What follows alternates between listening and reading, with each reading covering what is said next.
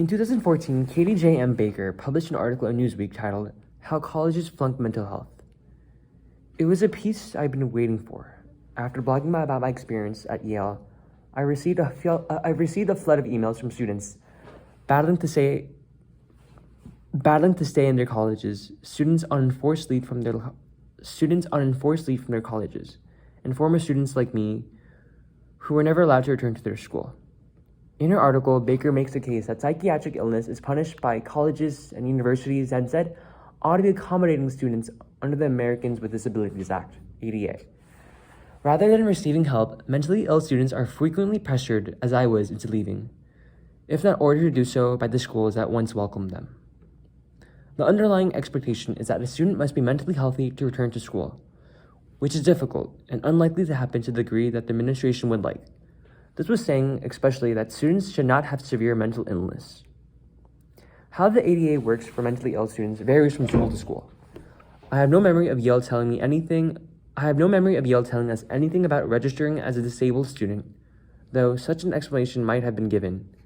When I transferred to Stanford in 2003, the Office of Accessibility Education reached out to me in order to set up accommodations, which felt like a godsend.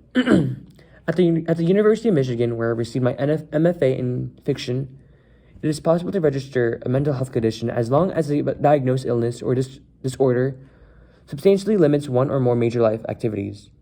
It is important to note the Student Life website states that a mental disorder in or of itself does not necessarily constitute a disability.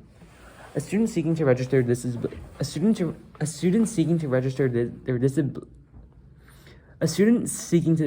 disabling mental disorder must send a complete verification form, and if they qualify, they will be assigned a disability coordinator.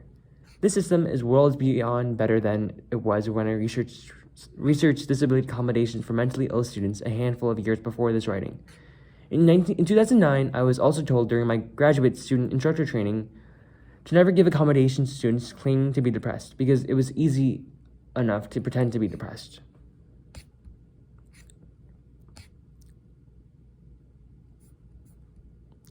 In the end, Yale owed me nothing, not even an explanation.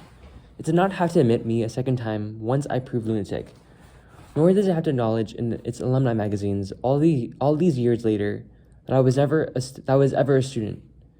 It does not have to allow me into the Yale Club in Manhattan. And I'll yell nothing. I recycled the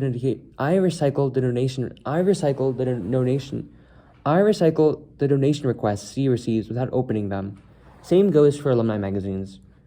When I was at Yale, I used to shoplift. Rarely did I ever take anything substantial, a pen here and there from the art store, a headband once from Urban Outfitters. One day I was holding a stack of books at the campus bookstore on Broadway and saw that the line was a long one. Impulsively, I held my head down. Impulsively, I held my head down, head high, and walked out of the store, still carrying the books. No alarms went off. No one chased me. I looked back and tell myself that I was young and stupid. Then I catch myself. One of the few photos I have myself from college is a snapshot of me standing in front of the Urban Outfitters on Broadway, holding up a sleeveless shirt I brought on sale. I have a big smile and chopped off bangs. I am young and full of mistakes that I have yet to make. But I'm not the only one who erred back then.